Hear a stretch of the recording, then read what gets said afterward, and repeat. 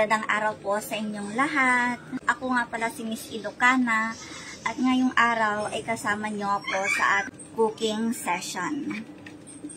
So, ano nga ba ang ating lulutuin ngayon? Ang pinakbet. Yan, meron tayong sibuyas, bawang, kamatis, karne. Ito naman yung ating mga gulay.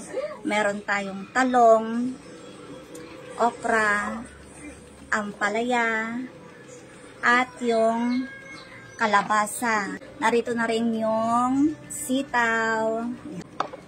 Nahugasan ko na ito lahat. Gawin lang natin is hiwain natin yung mga gulay. Hiwain lang natin itong kalabasa. Sunod ang okra. Sunod ang ating ampalaya. Yan. Talong.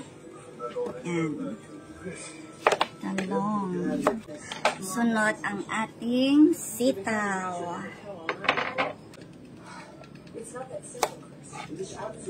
Hay, nalpas.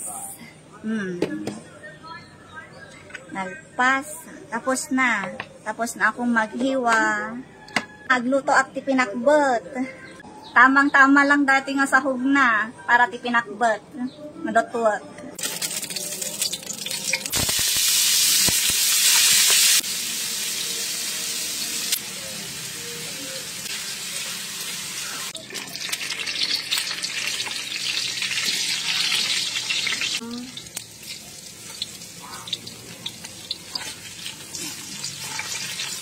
Sibuyas. Sunod ang kamatis. Yan. Isa.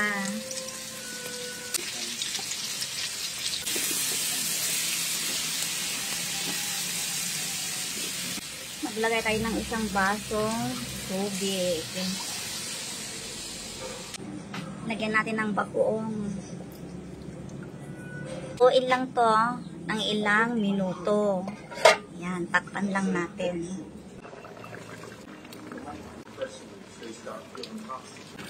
Talong, okra, takip, pero okay lang yan.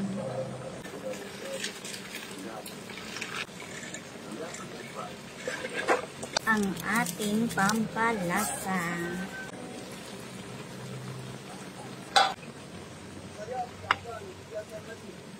Na ay may natutunan ko sa ating simpleng lutong bahay na ito. Maraming salamat mga kaibigan.